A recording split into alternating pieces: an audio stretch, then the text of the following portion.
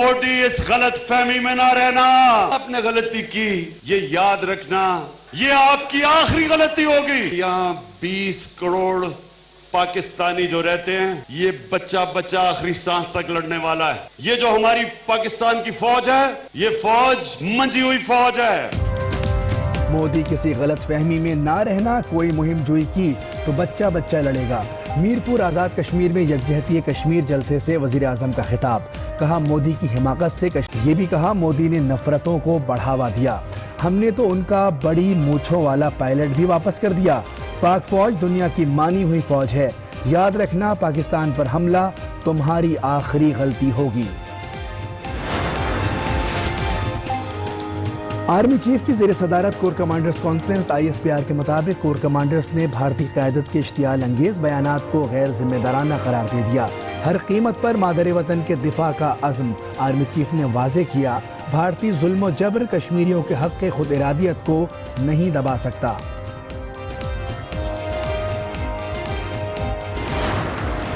इमरान खान साहब की हुकूमत आई तो 30,000 अरब रुपए का कर्ज इस मुल्क के ऊपर हो चुका था और एक सिचुएशन थी कि अगर हम वो कर्ज न दें तो डिफॉल्ट होने जा रहा था, और अगर डिफॉल्ट हो जाता है तो उससे ज्यादा बड़ी चीज लोगों के लिए कोई नुकसानदेह नहीं हो सकती।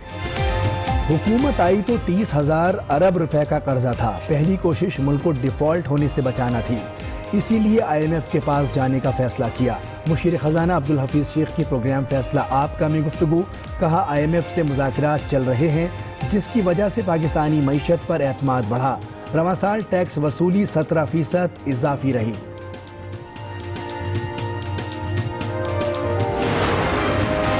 जब्बर साहब एक बहुत अच्छे इंसान हैं और एक बहुत अच्छे प्रोफेशनल हैं और उन्होंने बहुत अच्छी कॉन्ट्रीब्यूशंस दी हैं और वो एक्चुअली जेन्युइनली बीमार हैं।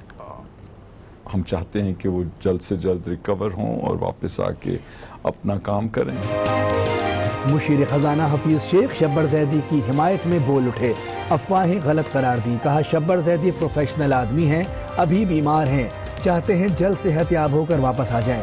ये भी कहा शब्बर जैदी की तबीयत बेहतर ना हुई तो मुतबादिल के बारे में सोचा जा सकता है। शहर कायद में गैर कानूनी तामीरात, सुप्रीम कोर्ट बरहम, director general Sindh building control authority को फौरी ओहदे से हटाने का हुक्म। चीफ जस्टिस ने रिमार्क्स दिए, चाइना कटिंग हो रही है। अदालत का SBCA में ईमानदार अफसरान की तैनाती का हुक्म। अदालती हुक्म पर DG SBCA को ओहदे से हटा दिया गया, नोटिफिकेशन जारी। कराची सर्कुलर रेलवे ट्रैक पर क्यों नहीं आया, जो भी रुकावट है उसे हटाएं, गैर कानूनी इमारतें गिराएं, सर्कुलर रेलवे को चलाएं। सुप्रीम कोर्ट ऑफ पाकिस्तान का बड़ा हुक्म। सेक्रेटरी रेलवे और सिंध हुकूमत पर इजहार बरहमी, कहा मामलात एक दूसरे पर डालते रहेंगे तो काम कौन करेगा। सेक्रेटरी साहब बाबू बनकर बात ना करें, कहानी मत सुनाएं, वज़ीर आला से पूछ लेते हैं कि जिम्मेदारी किसकी है। अदालत की मेयर कराची और सिंध हुकूमत को 1 हफ्ते की मोहलत।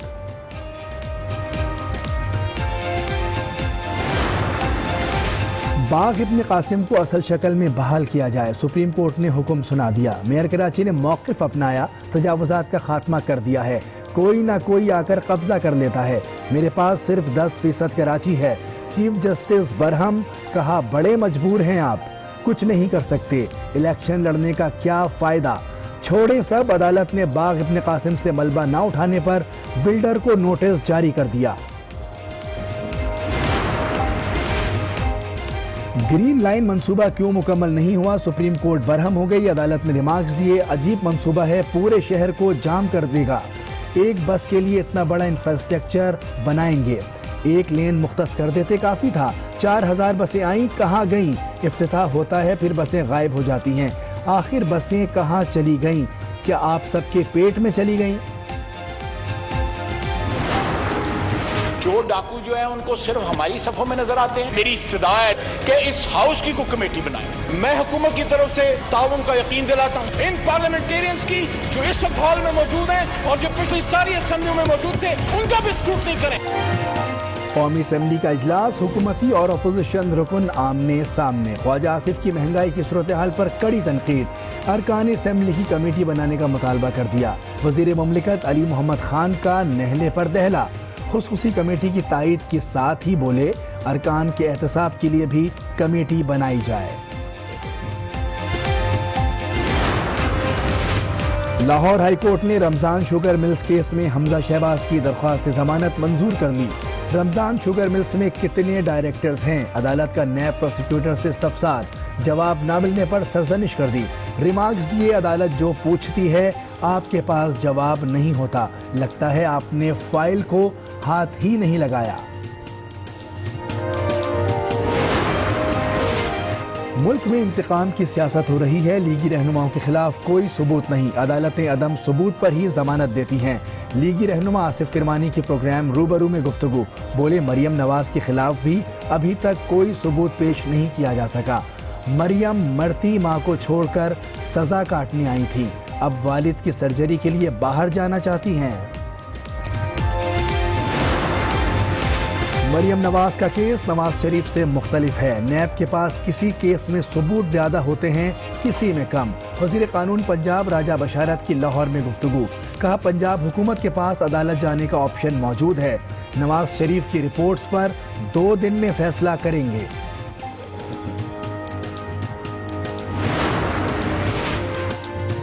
اتحادیوں کو کیسے رام کیا جائے، حکومتی مذاکراتی کمیٹی نے سر جوڑ دیے، مشترکہ اجلاس میں اتحادی جماعتوں سے ہونے والے رابطوں کے لاہ عمل پر غور، مذاکرات کی حکمت عملی پر بات چیت۔ حکومتی وفد کی روٹھی متحدہ سے ملاقات، تحفظات پر بات چیت، میڈیا سے گفتگو میں گورنر سندھ بولے ہمارے درمیان کوئی چیز الجھی ہوئی نہیں۔ اسد عمر نے بھی واضح کیا ہم کراچی کے ترقیاتی کاموں میں تیزی چاہتے ہیں، ملاقاتوں کا سلسلہ چلتا رہے گا۔ خالد مقبول صدیقی نے کہا کہ کراچی کا کنٹرول KMC کے پاس ہونا چاہیے۔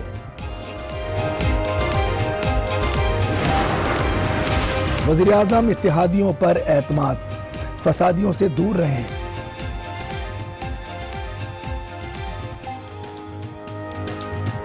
چودھری شجاعت کا مشورہ، کہا فسادیوں نے ہر دور میں نفرتیں پھیلائیں، ہم نے ملک و قوم کے مفاد میں اتحاد کیا، دعا بھی کی، خدا عمران خان کو فسادیوں کے نرغے سے دور رکھے۔ 3 سے 2 فروری کو آنے والی طالبہ میں بھی وائرس کا شبہ، 21 سالہ ماہرخ سیالکوٹ کے اسپتال میں زیر علاج۔ اسلام آباد ایئرپورٹ پر کرونا وائرس کی اسکریننگ کرنے والی مشین خراب، مانچسٹر اور لندن سے آنے والے مسافروں کی مینول چیکنگ۔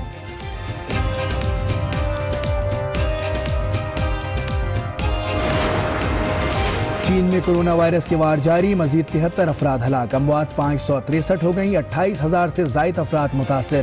قاتل وائرس نے دیگر ممالک میں بھی قدم جما لیے، سنگاپور، جنوبی کوریا اور ملائیشیا میں کرونا وائرس کے کیسز میں مزید اضافہ، 250 افراد میں وائرس کی تصدیق۔ جاپان میں وائرس سے متاثرہ افراد کی تعداد 20 ہو گئی، عالمی سطح پر چین سے شپنگ سرگرمیاں معطل، لاکھوں ٹن سامان سمندر میں پھنس گیا۔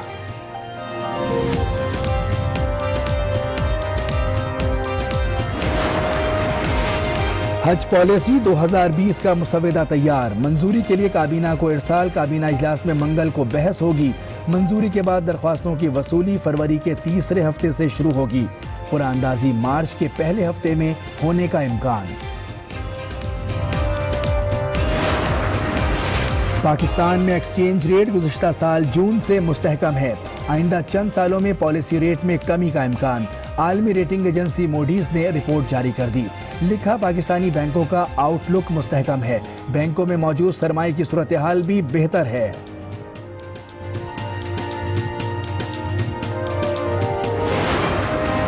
کراچی میں تجاوزات کے خلاف آپریشن، محکمہ انسداد تجاوزات کی لیاری میں کارروائی، بزنجو چوک پر قائم پارک میں غیر قانونی دکانیں مسمار کر دی گئیں، سرجانی میں سرکاری زمین واگزار نہ ہو سکی، تجاوزات آپریشن کے دوران مشتعل افراد کا پتھراؤ، عملہ اور پولیس واپس جانے پر مجبور۔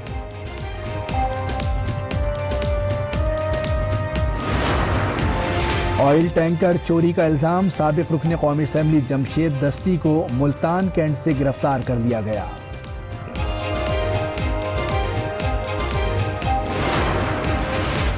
غصے نے باپ کو جلاد بنا دیا، کراچی کے علاقے ناظم آباد میں والد کا بیٹی پر سرعام بہیمانہ تشدد، वीडियो सोशल मीडिया पर वायरल।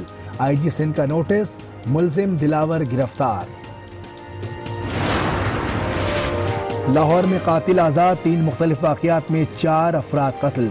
हरबंसपुरा में नामालूम अफराद की फायरिंग, 2 अफराद जाँ बहक। शेराकोट में 19 साला हमदान खान नियाजी अगवा के बाद कत्ल।